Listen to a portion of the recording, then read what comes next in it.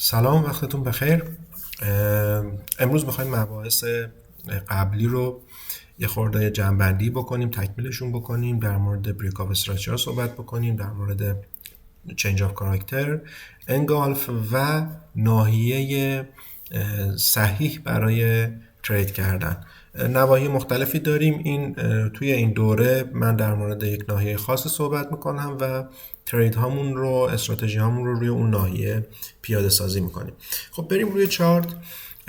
اینجا نسبت به صحبت هایی که قبلا کرده بودیم، ما اینجا یک سقفی داشتیم و کفی که پایین ترین کفی که داشتیم هم اینجا بوده که اینجا اومده یک های جدید ساخته و بریکش اتفاق افتاده و مجددا اومده پایین و کف قبلی من رو زده و چون این کف قبلی رو زده ما گفتیم که میایم این لگ رو شروع میکنیم به بررسی کردن و باهاش میایم پایین. پس من الان میام این روند ریزشی که اینجا داشتیم روی بیت کوین، روی چارت بیت کوین USDT استاندارد فیوچر بینگ ایکس الان دارم نگاه میکنم. شما حالا فرق نمیکنه رو هر چیزی که میخواستید نگاه بکنید. اوکی. خب من الان میام اینجا میگم که خب پس من اینجا الان میام لوها رو پیدا میکنم. لو مورد تایید من یکی اینجا میشه و لوی مورد تایید من اینجا میشه و اینجا. خب حالا های ها رو پیدا میکنیم. یه های اینجا داریم که باعث این بریک شده، یک های هم اینجا داریم که باعث بریک بعدیمون شده و های بعدیمون هم بکشیم، بعد بریم سراغ توصیفاتمون. خب اینا رو کشیدیم. من یکم زوم میکنم. تا حالا این چیزهایی که میگفتیم که خب اینجا الان یک بریک اتفاق افتاده و یا مجددا برگشته اومده اینجا یک بریک دیگه اتفاق افتاده که اینو اصطلاحاً SMC کارها به این بریک هایی که در جهت روند، ما الان یک روند نزولی داریم، در جهت روند اتفاق میفته رو بهش میگن BOS. من بنویسم براتون BOS یا Break of Structure. و در خلاف روند وقتی که اتفاق میفته، یعنی مثلا من الان برای من یک BOS محسوب میشه. اینجا میتونم بنویسمش BOS. این برای من یک BOS محسوب میشه که اینجا شما میتونید بچه اینا رو قبلا گفتم میتونید تمپلیتش رو ذخیره کنید. هر تغییری که خواستید روی یک آیتمی بدید رو تغییرش رو بدید و اینجا میتونید بیاید سیو از بکنید، مثلا به یه اسمی که میخواید.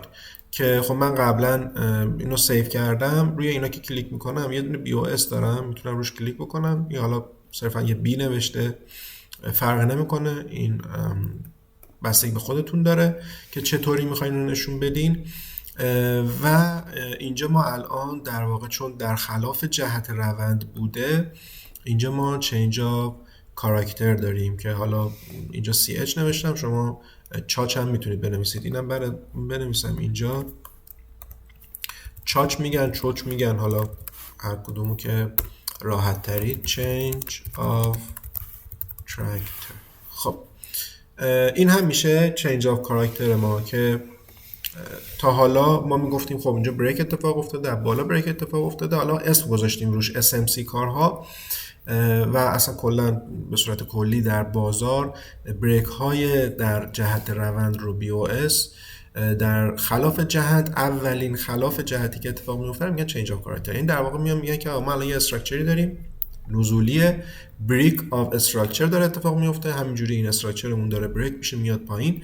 وقتی چنج آف کاراکتر اتفاق میفته یعنی اینکه داره به ما یک نشانه از این میده که من دارم تغییر جهت میدم یا دارم چنج میکنم جهت رو، که خب این میشه چنج آف کاراکتر یا همون چاچ یا چوچ، حالا عناوین مختلفی که استفاده میکنه. این میشه پس در واقع این موضوع.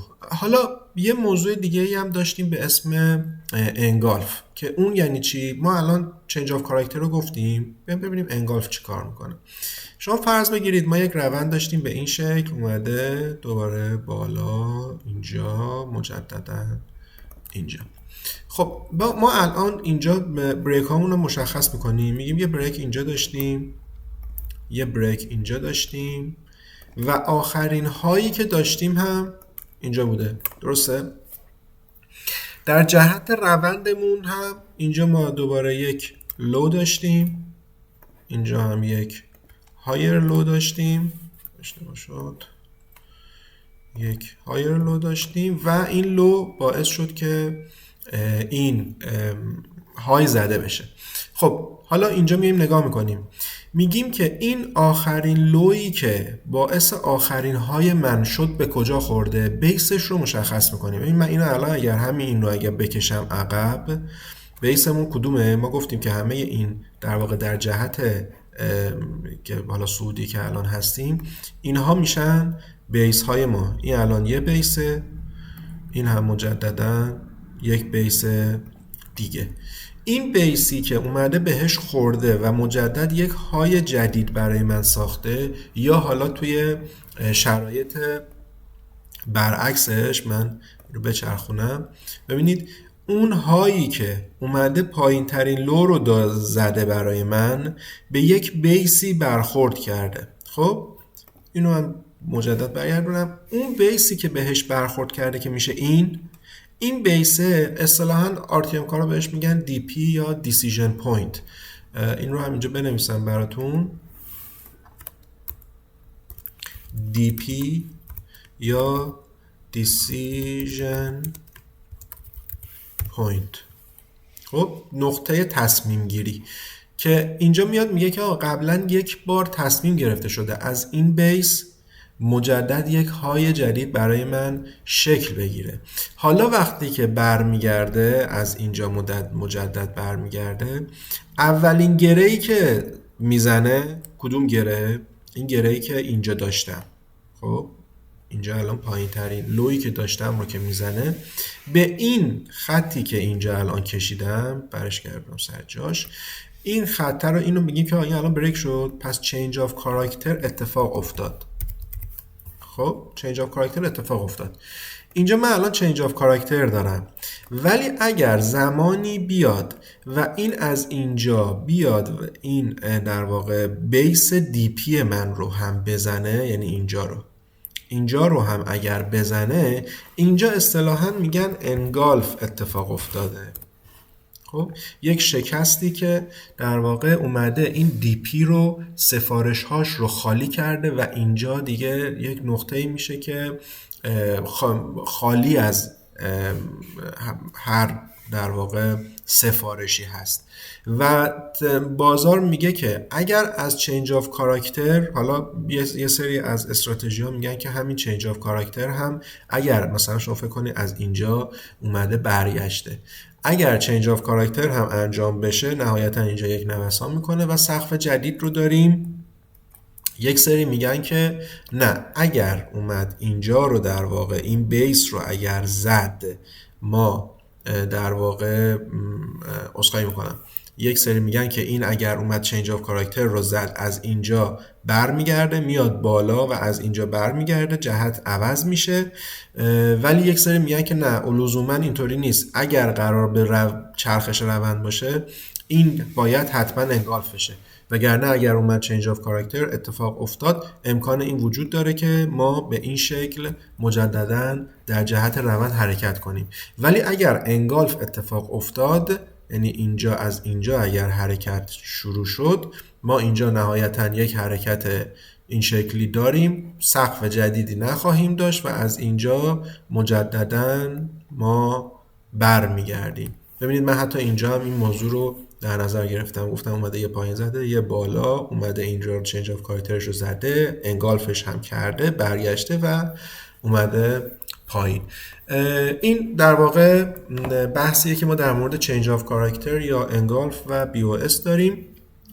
که گفتم این اصطلاحات رو تا حالا در موردشون صحبت کردیم ولی اصطلاحاتش رو شاید خیلی روش فوکوس نکرده باشیم. این فیلم رو چند بار ببینید که کاملا براتون جا بیفته. خب حالا بریم سراغ این که نقطه مهم ما یا ناحیه مهم ما برای ترید کردن کجاست.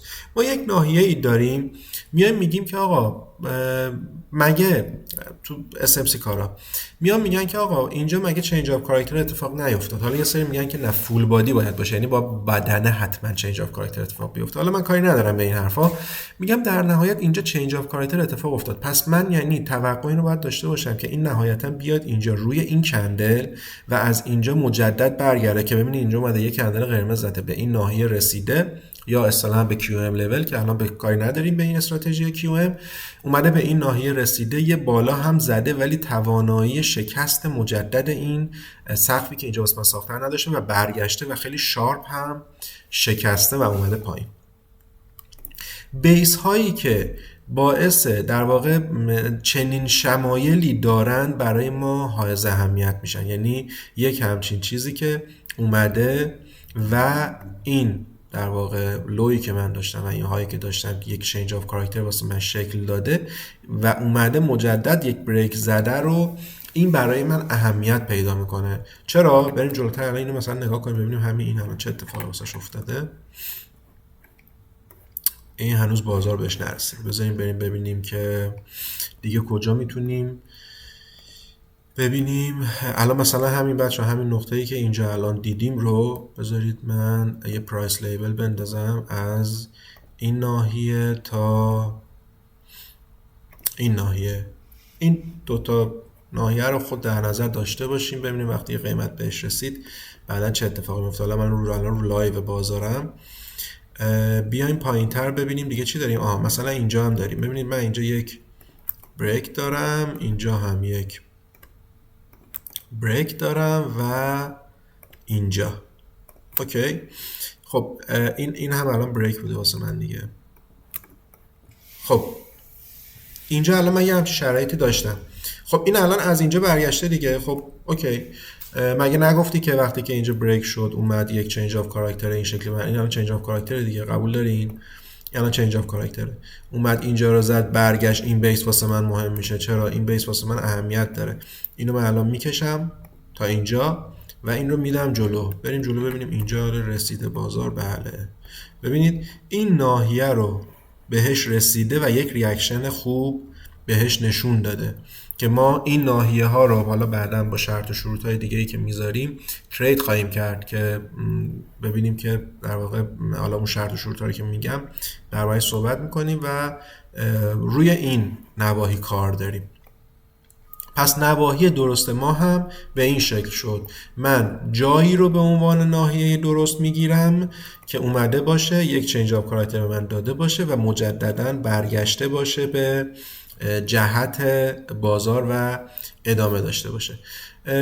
این از این موضوع. یه چیزی هم من یه نکته‌ای رو اضافه بکنم، حالا برخلاف ما بقیه آموزش هایی که ممکنه ببینید، از این به بعد ما اسم BOS رو، یعنی من زمانی میگم که اینجا واسه من یک BOS شکل گرفته، من این خط رو پیدا کنم، زمانی میگم من اینجا یک BOS شکل گرفته که این رو ببینم، که این چنج آف کاراکتر رو ببینم.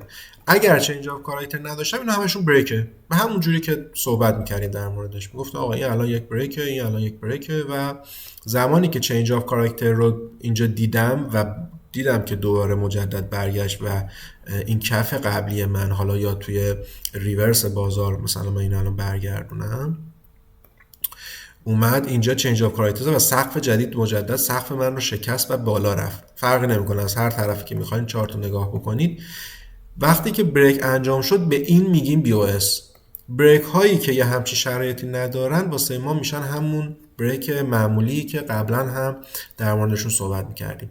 پس لطفا تمرین کنید این جاهای درست رو پیدا کنید، اصطلاحات چنج آف کاراکتر، BOS، اینها رو تمرین کنید و برای من ارسال کنید، در موردشون صحبت میکنیم، سوالاتتون رو جواب میدیم تا جلسه بعدی که دیتیل شیم توی جزئیات این بیس های حائز اهمیتمون یا بیس هایی که حائز اهمیت هستن برامون. موفق باشید.